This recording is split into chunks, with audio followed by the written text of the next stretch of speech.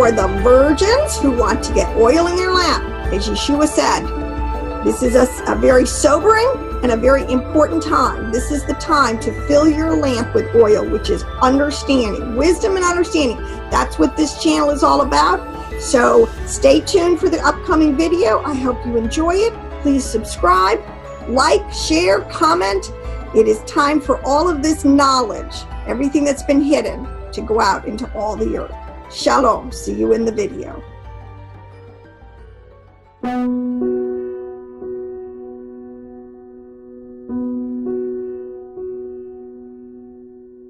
This is from a Dead Sea Scrolls. This is what I'm going to keep doing to show you that this is all across the text. So if you have these keys, you don't need to be afraid to read anything. You need to read everything so that you can see how there's so much more information deeply on all this in a lot of the text. That's what they were doing. All right. This is from the prayer of Nabonidus, which is a Dead Sea Scroll fragment. It was found. Actually, I think this is Nebuchadnezzar. All right, because there's a lot of he was a king in Babylon, and he was afflicted with an ulcer for 7 years. And it says in Exodus pardoned his sins, that he was a Jew from among the exile of Judah. All right, I mean, mostly this is probably Daniel. All right, so this, let me just say what again. I was afflicted with an evil. They translate it as ulcer, but whatever, in Teman, by decree of the Most High Elohim. For 7 years I prayed to the gods of silver, gold, bronze, iron, wood, stone, and clay, because I believed that they were gods who could help me. All right, help him. All right, so, but my point from that is that you have a correlation. Again, the gods, quote unquote, are always equated with being of gold or silver breast. This is a correspondence, so we're going to go through this. So gold is equated with the sun, silver is the moon, brass is Venus. This is what a lot of times in the Sephirotic charts that you will see, and a lot of these, and I'm sorry, I have to say this one disclaimer, so much of this information irritates was because a lot of this information came into the church. The church was exposed to this. Now, this is early information that was in, well, Judah had it. All right. The Essenes had it. Yeshua had it. The early Nazarenes had it. If you read the Clementine homilies, a lot of the same information is in there. This is the concept of the books for the wise. This is kind of high level PhD understanding. You don't need to teach the kids in the Sunday school classes per se. But the church lost this. All right. And this is what really we need to get back up to speed. But my point was, the occultist, this information came back into the church, or at the time around the 12th century, when a lot of the Jews from Babylon were being expelled from Babylon, came into, and this is history, this is all documented, came into the coastlands of the Mediterranean, of like Italy and France and Spain. And with them came the Kabbalists, and with the brilliant minds, and they interfaced with the brilliant minds of their time, all right? And this was coming into the church, and a lot of very bright people got very excited and were like, hey, we need this. This is it. This is the information. This is sort of the missing pieces. But it was, the church basically excommunicated those involved, and all of the information. The information was taken and went basically underground. This is again where you get, and I'm not even going to begin to get into this aspect. There needs to be an army of people to be really fledged of all the quote unquote secret societies since then. And a lot of it was used by occultists. See, unfortunately, Luciferians have no problem with absconding and using the inheritance of the righteous understanding, along with like say their information from the Watcher Angels. This is really in a war. You always want to get your enemy's intel. That's what wise as serpents. That means get his intel. All right. I mean, anyways, this is so when it comes back this time, the elect that will grab a hold of it and get this understanding, you're going to be one of the 144,000. All right. Now, this one is from Isaiah 24:21. It says, in that day, the Lord Yahweh shall punish the powers of the host, the armies of the high ones, the armies of heaven, the gods in the heavens, and the kings on the earth. They will be gathered together like prisoners in a dungeon and will be confined in prison. After many days they will be punished.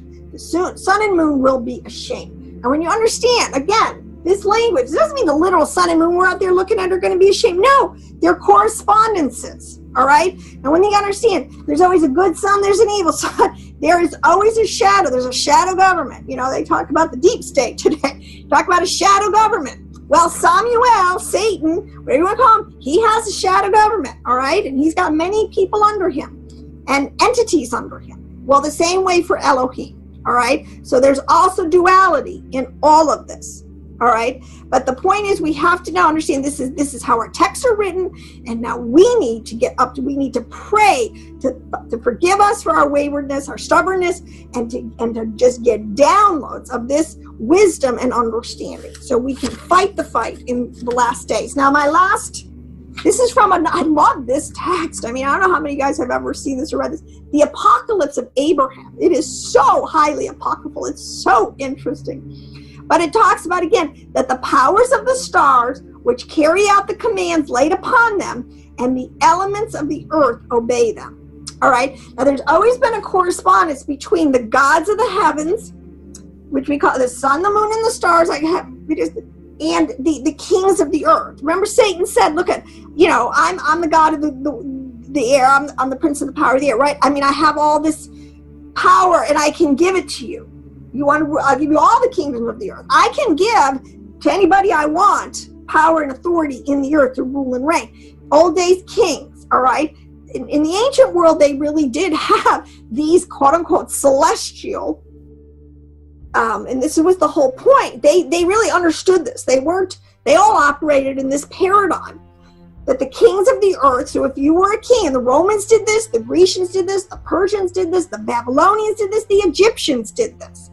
They would always make a temple to their god, and their king or their ruler was the embodiment of that ruler, that heavenly, and that's literally because there's a correspondence. Our soul and our spirit, we are filled with the influence. This is the point of our king, our Elohim, right? Well, the same thing works on the flip side, all right? This is another big piece of the puzzle we need to understand. Now, let's see if all right, so what I want to say about this, because this is important, how we have to really kind of, now, one thing I will tell you, because I've spent a lot of time in this, and I don't think anybody, a lot of this has been lost to history. We've lost so many texts. I don't know, maybe they're all in the Vatican, and someday, I really think America should someday get the evidence. We should just send some Navy SEALs to the Vatican, I swear, and just open up those archives. It's our information, all right? But once you can kind of know, because if you go onto charts and you're trying Google images and it's kind of all over the place. People don't agree. I mean, even among those sages, there's not 100% agreement on the correspondences between, but the principle is the same, all right? And I think that's a good starting point. So in terms of gold, you're talking about the sun in the heavens. That's the biggest and most influential quote unquote mountain out there. I mean, the sun just dominates, all right? Then you have the moon. So you have gold and silver, and he's always saying, gold and silver kind of always go together. It's the sun and the moon, all right? Now these represent, Venus, the planets, and I'll tell you a little secret too.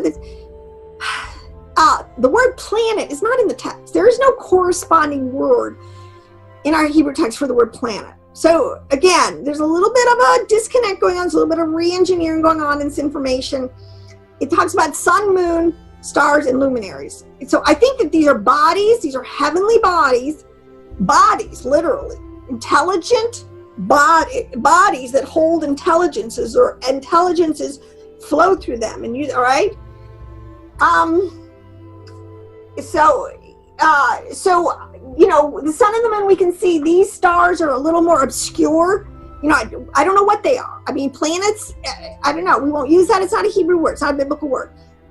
Luminaries, all right? But in all ancient, there are correspondences here. So pretty much, I think you can say Venus is brass and copper. Brass and copper are kind of, according to the translations, because I don't know what they're translating really, it flip-flops around a lot. There's a couple of words in that category of brass and silver. Let me see where one of my major notes is here. Like there's a couple of words. Well, I don't want to get that specific yet. So brass and Venus kind of go together. Mars and iron. Most people, this one is pretty locked down. Mars and iron go together. And really what you have here, this corresponding, so Mars is, think of it like whatever it radiates, however it works out there, it has a wavelength, and then it's particles, are particles of iron. But what is interesting, and I don't think we're talking, I don't know if we are. This is why I wish I was more of a scientist and could keep willing this thing down. If it really is particles of iron, okay, the properties. But the other thing that's really interesting is the way the language is used, because again, a lot of it is parabolical, allegorical, pictorial. When it says that Yeshua will rule with a rod of iron, all right, or it talks about a lot of ironclad fisted rulers, all right, there is a corresponding sense that iron is very unyielding. It's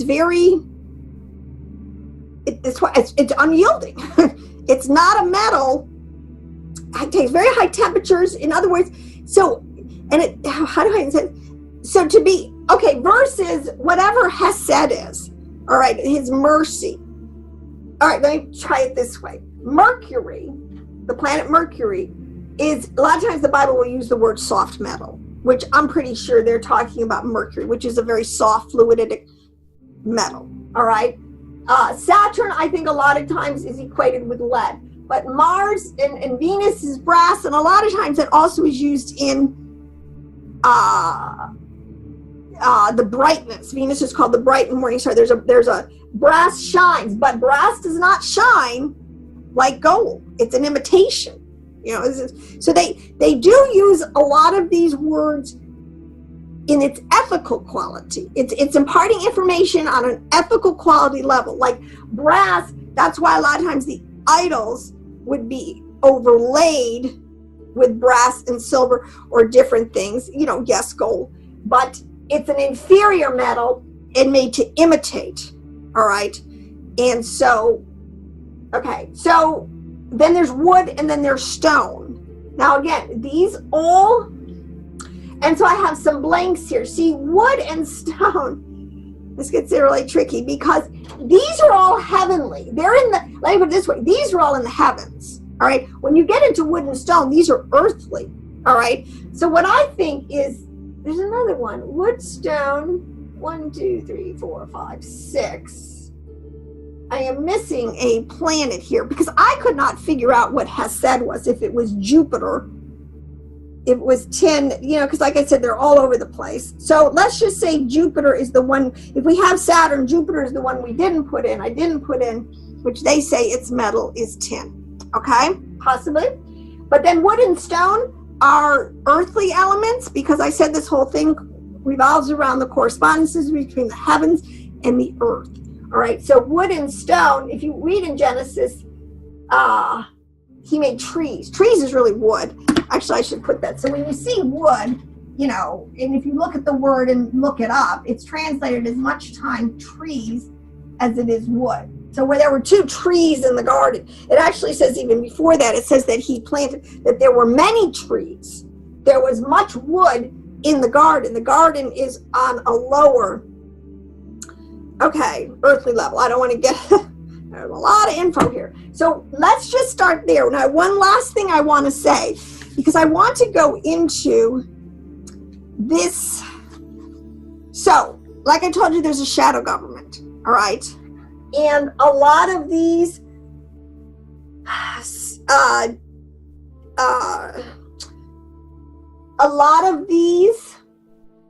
are used in the text, sort of in a negative way, to portray demonic, satanic, or dark, or negative energies.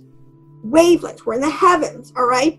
Now, there's so much that goes on in this, and this is why when you do artificial intelligence, I mean, literally, they can make robots today. They're making very humanoid-like vessels that they are filling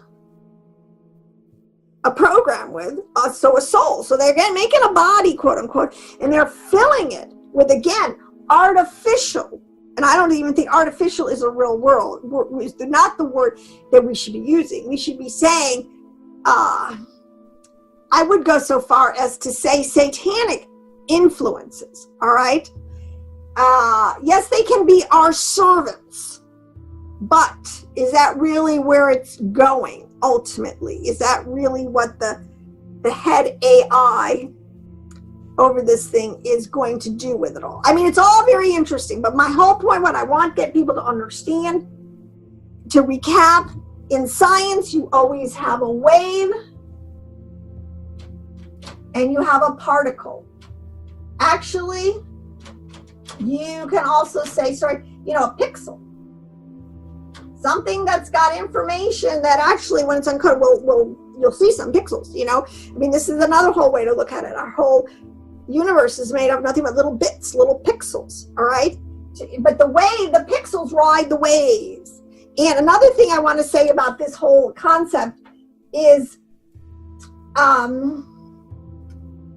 again, on every level, so we find a lot of these things in the earth, and they have varying levels of value to them based on their scarcity, their rarity, their properties, or their desirability.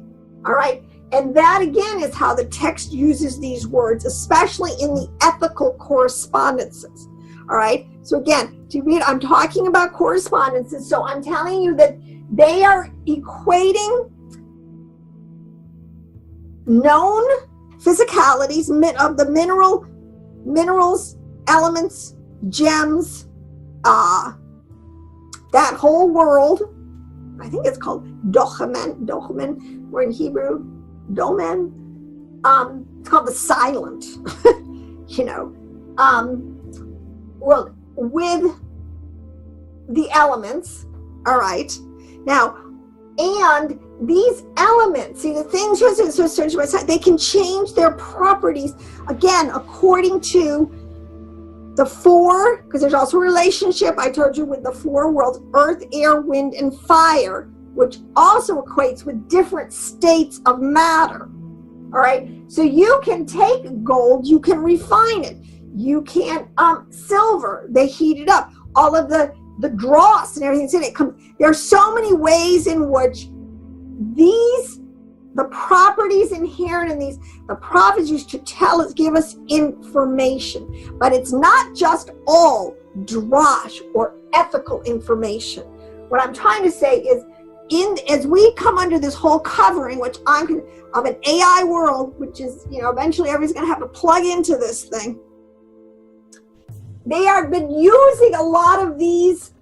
I mean, this is why they're putting Mercury, and why there's a whole, let me put it this way, they are killing us. I mean, it's another whole side of people, our diet, our air, our water, our soil, in so many ways is being changed, depleted, artificial, other things that are coming into it that are not good for us is coming in through these actual minerals and elements, which means they're conduits for influences. So this is a big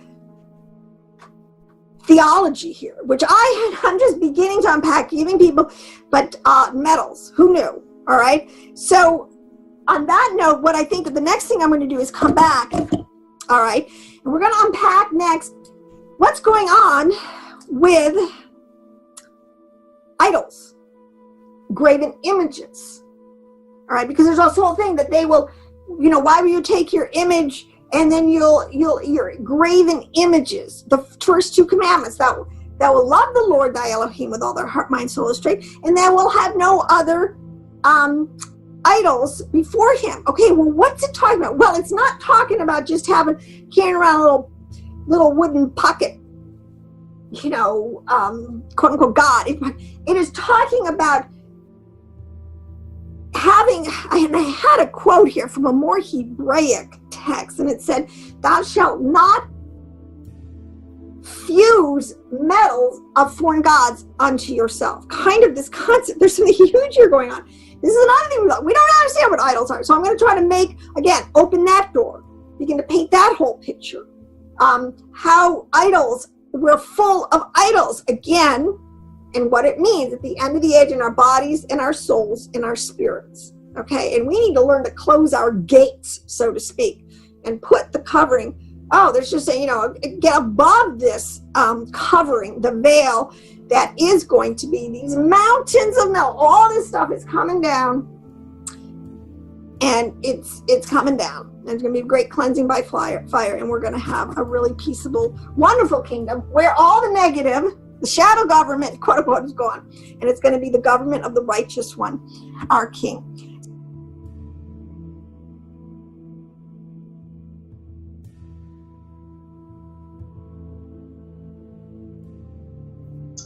Hi, let me exit this video, end this video by quoting from Deuteronomy 5, the commandments, all right?